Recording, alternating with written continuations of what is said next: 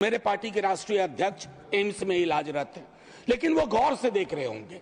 कल उनके एक वीडियो को कट करके खूब चलाया गया।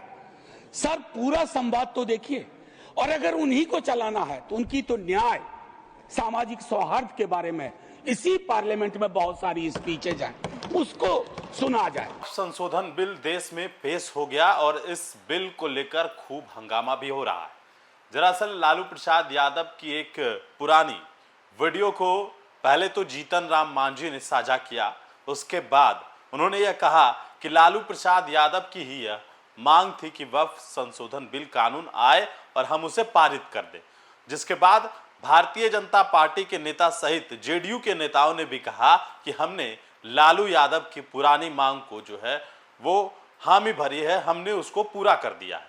यह बात कल अमित शाह ने भी कहा, ललन सिंह ने भी कहा और किरण रिजिजू जो अल्पसंख्यक कल्याण के मंत्री हैं देश के, उन्होंने भी इस बात को कहा।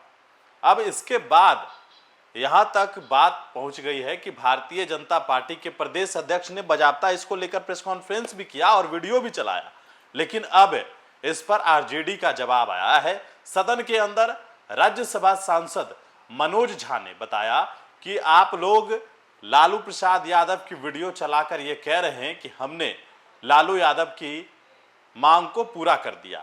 तो लालू यादव जिस विचारधारा को मानते हैं तो आपको तो उस विचारधारा को भी मानना चाहिए। लालू प्रसाद यादव सेक्युलरिज्म है, सेक्युलर है और उस विचारधारा को मानते हैं। तो भारतीय जनता पार्टी के लोग और जेडीयू के लोग भी इसी राह पर चले, उसी विचारधारा पर क्यों नहीं चल रहे?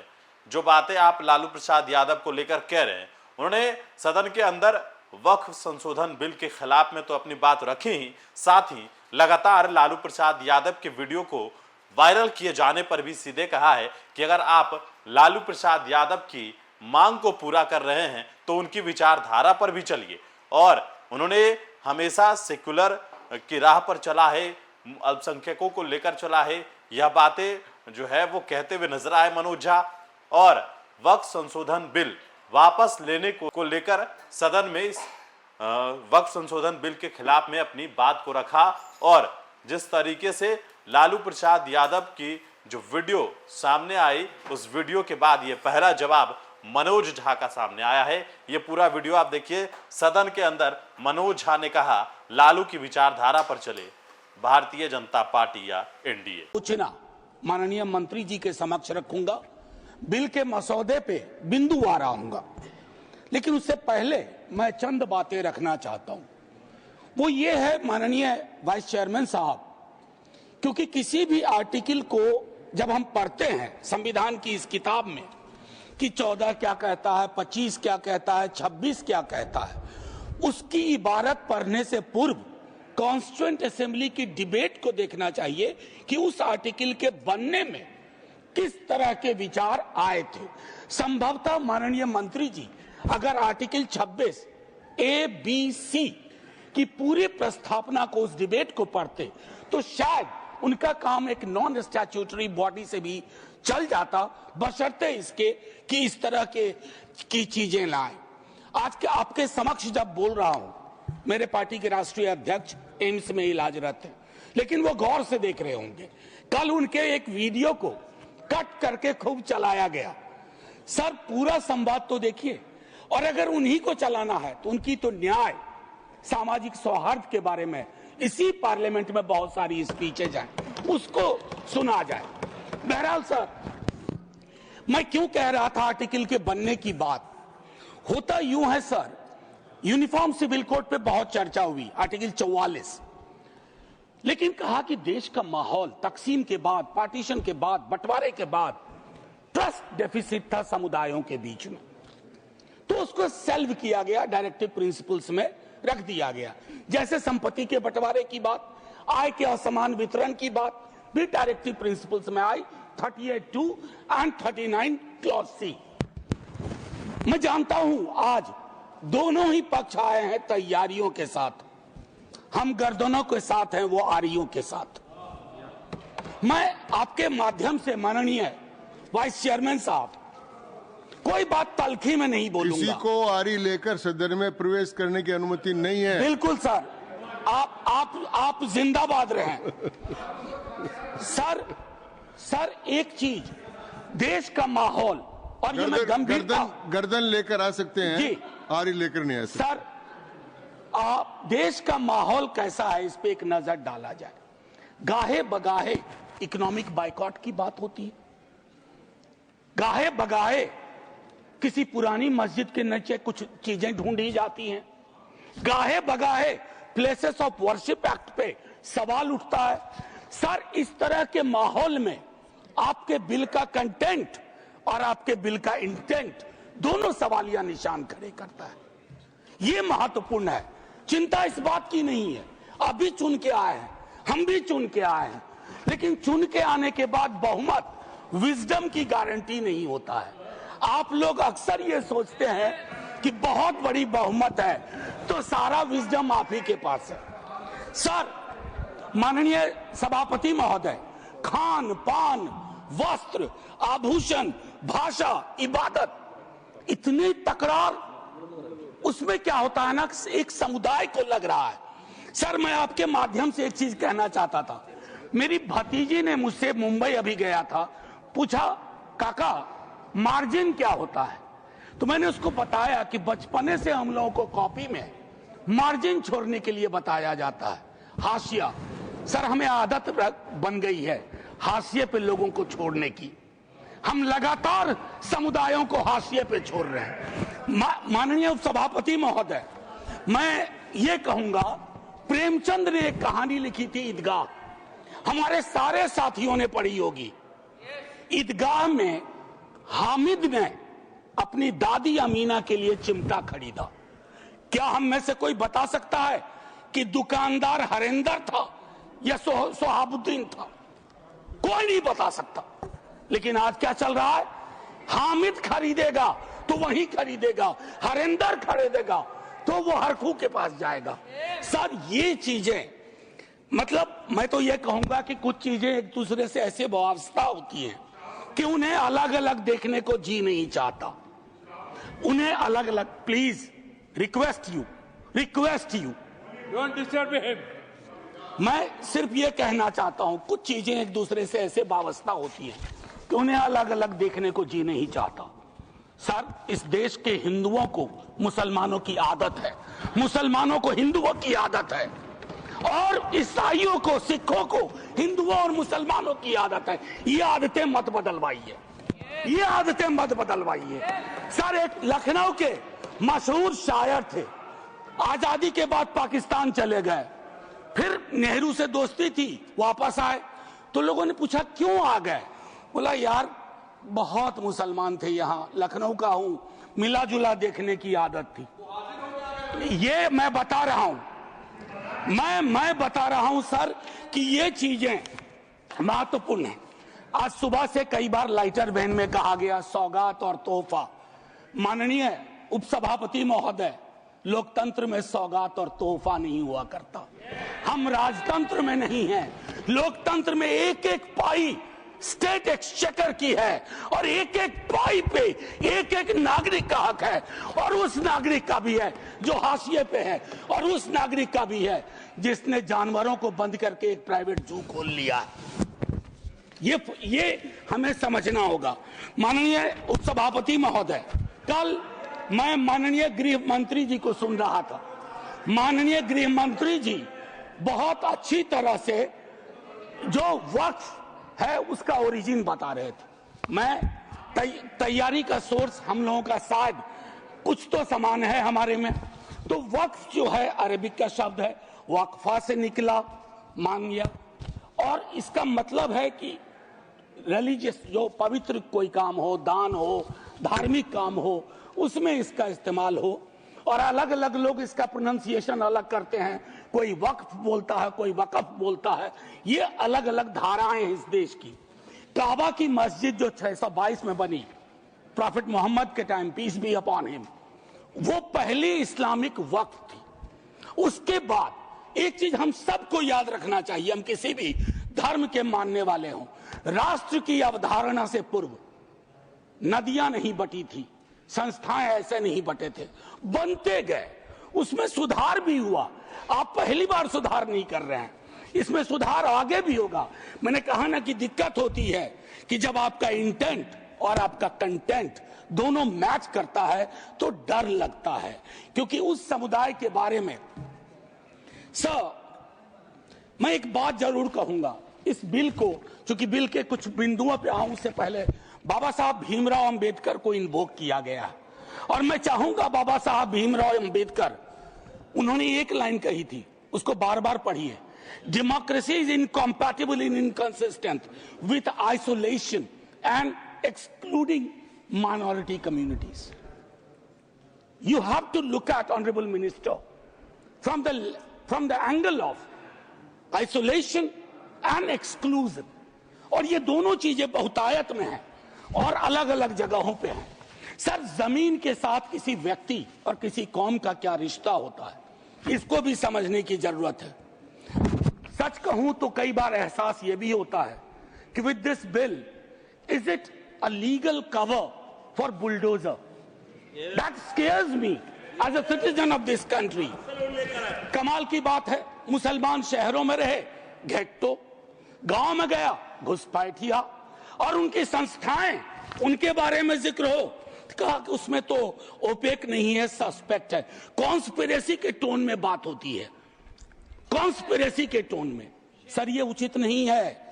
आज ही आप ही के सदस्य कहते हैं, राधा मोहन जी, कि 20 करोड़ मुसलमान।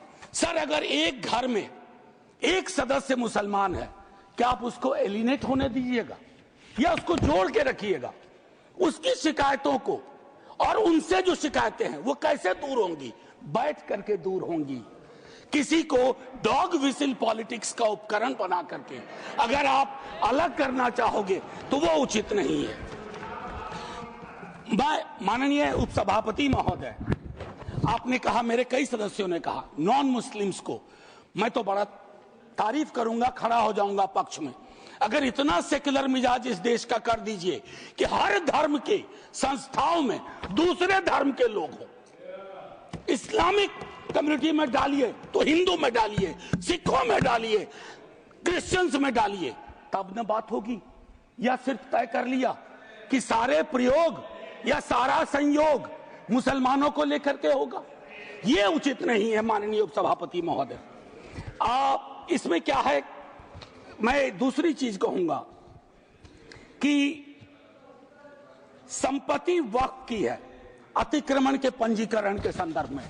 मेरे संजय जी कह चुके हैं, आपकी खुद की एफिडेविट है कि कितना डिजिटलाइज हो गया है, कितना इंक्रोचमेंट हुआ। एक छोटी सी बात कहूंगा कि एक बहुत बेहतर चीज आपने कही थी और मैंने नोट किया था सर, एक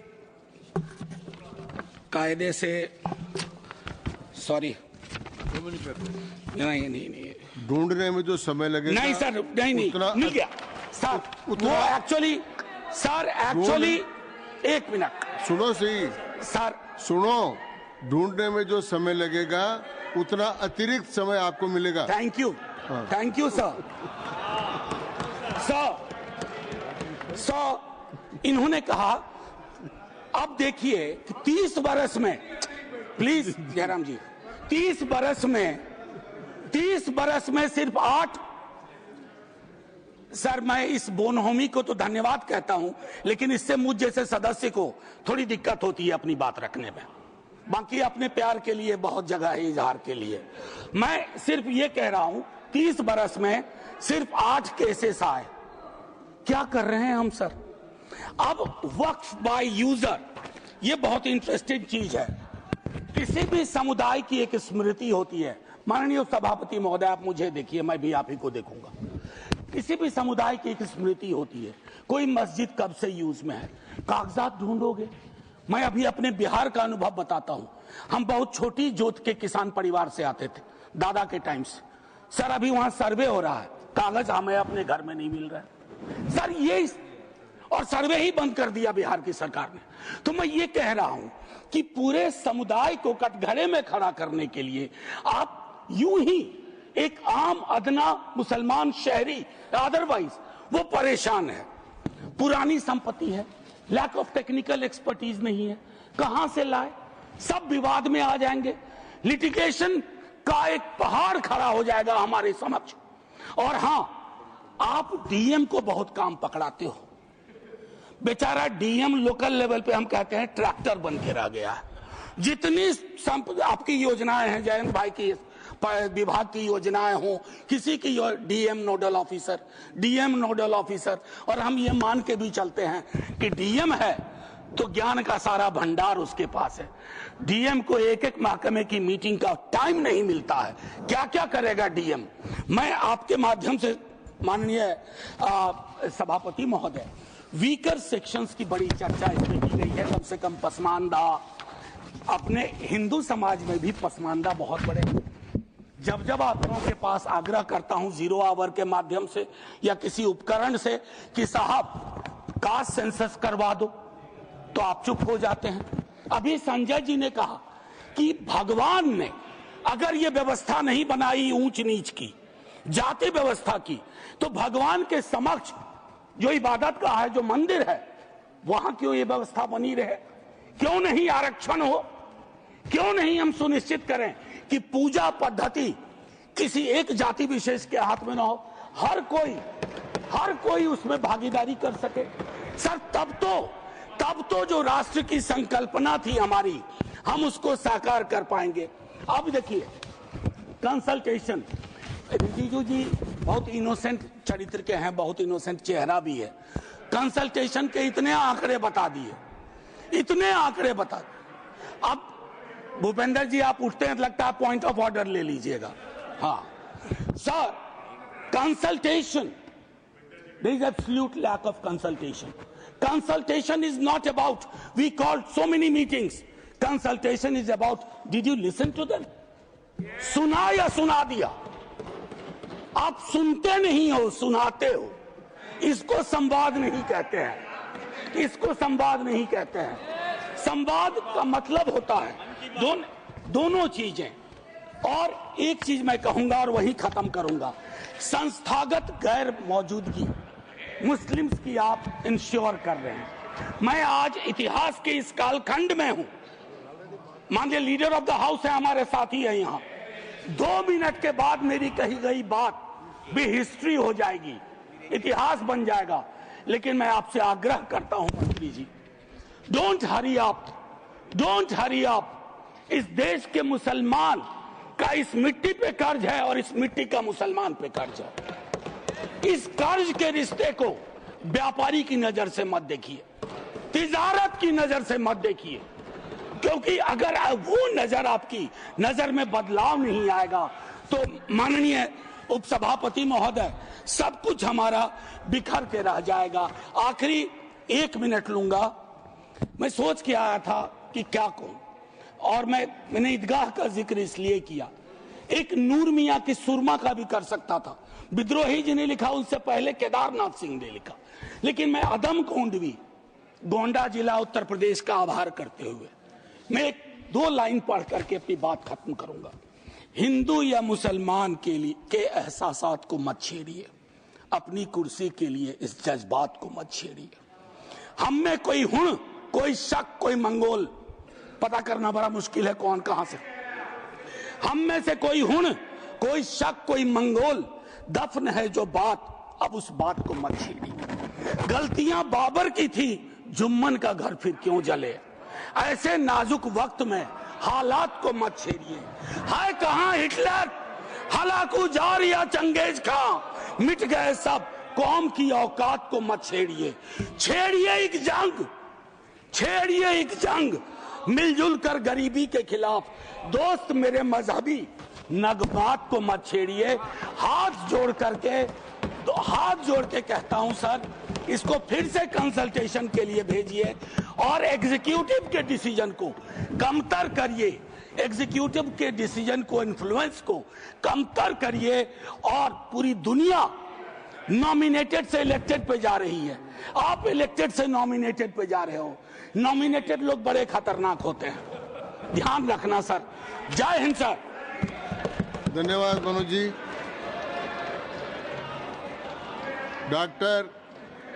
डॉक्टर जॉन बिटास। Thank you, sir.